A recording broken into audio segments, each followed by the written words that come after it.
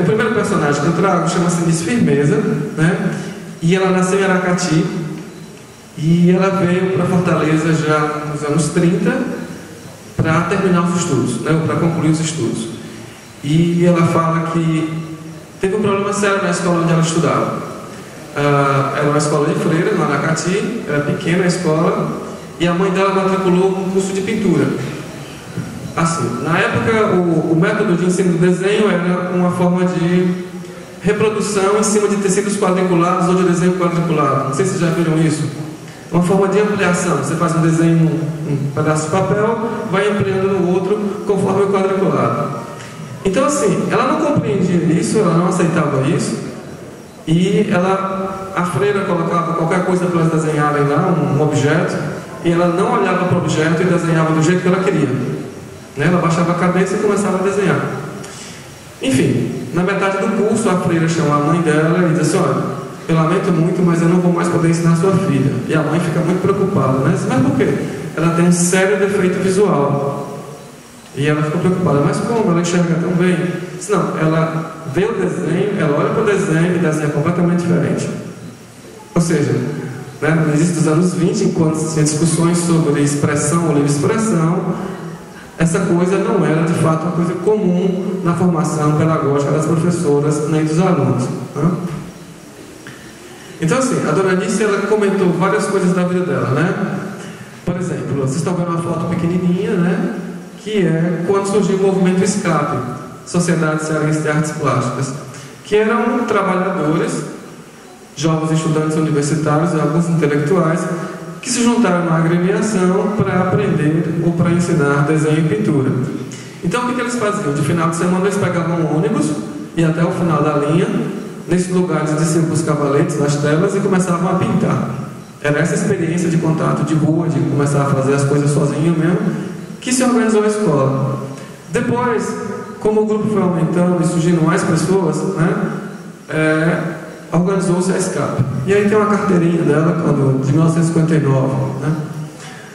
Tempos depois ela casou com um artista, né, que também fazia parte da escola, que foi o Estrigas, e ela se engaja no movimento de formação de professores chamado ProDiarte. Bom, aqui ela comenta, né, como é que ela... Assim, eu tinha 8 anos quando minha mãe me matriculou no curso de pintura que havia no colégio onde eu estudava.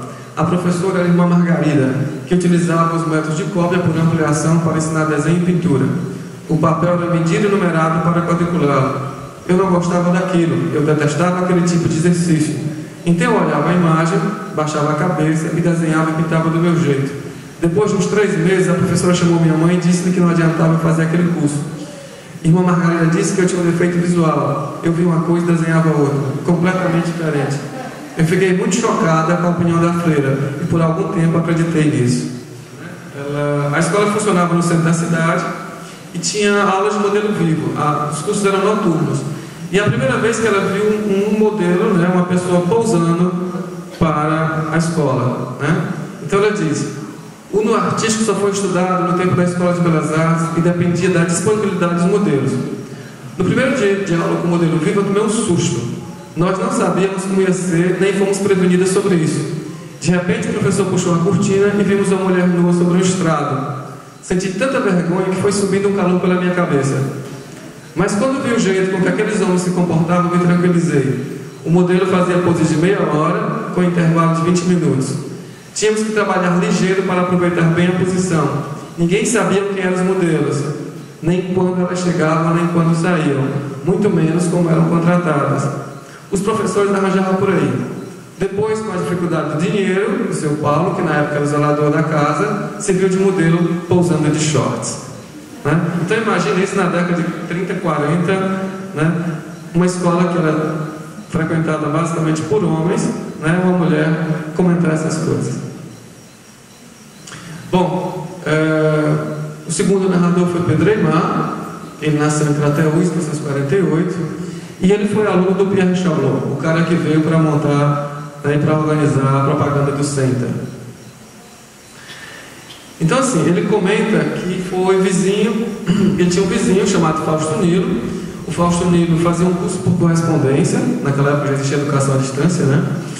E o Faustino aproveitava e depois descartava o que não queria. Ou seja, desse descarto, o Pedro Aimar reaprendia as lições, refazia os exercícios, e foi aí o primeiro contato que ele teve com desenho e pintura.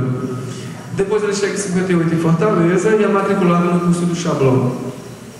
Ele descreve basicamente os métodos passo a passo de como o professor organizava as salas de aula. Ele fala de um método, né, chamado Arthur Perrelet. Por incrível que pareça, assim, as teorias piagetianas, né, ou as teorias que discutem a epistemologia, sobretudo nos estudos da pedagogia, raramente discutem a questão do desenho, né, ou a forma como um elemento que também faz parte dessa evolução ou desse desenvolvimento da criança. E, assim, a explicação é: a Perrelet fazia parte do grupo do piagetiano, ou era discípula do Piaget, ou discutia com os intelectuais da mesma escola esses elementos. Ela vem para o Brasil em 42 para fazer a reforma do ensino de Minas Gerais, mas, assim, pouco se conhece sobre ela. Enfim, ele diz como é que aproveitou as aulas que ele teve com o Chablot no curso de arte da arquitetura do UFC. Bom, depois aparece um outro personagem chamado Chico da Silva, né?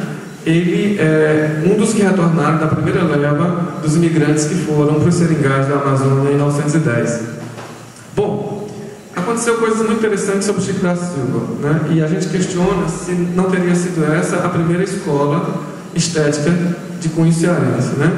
Ele era analfabeto, vivia num mundo extremamente saudosista. Alguns diziam que era doido, louco, esses nomes que a gente dá das pessoas que a gente não tem muita propriedade. Enfim, ele pintava os muros, as paredes, né, da Praia de Iracema, até que um dia o Chablot encontra com ele, pede para conhecer o trabalho dele e começa a divulgar. Então, assim, até então ele só conhecia desenhar carvão sobre parede. E ele recebe papel, pincel e tinta. Diante disso, né, ele descobre um outro mundo e o Chablot começa a comprar os trabalhos deles e divulgar.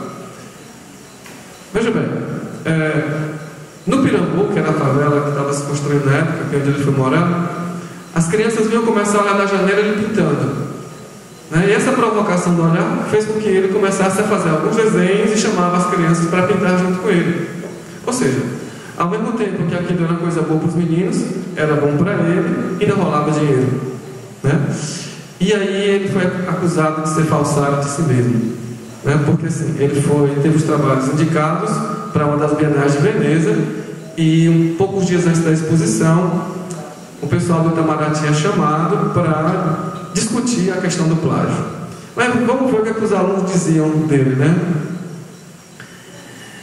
Então, assim, tem um cara chamado Garcia que ele comenta: eu era garoto e morava na outra rua com um quintal correspondente ao dele. E sempre que eu vinha do colégio, passava por lá para apreciar suas pinturas, que eu achava muito lindas, muito misteriosas, suas figuras e seus coloridos. Aí um dia ele me perguntou se eu queria aprender e eu disse que sim. Ele me ensinou a encher o esboço, ou seja, a figura em branco, e ele já me pagava o serviço.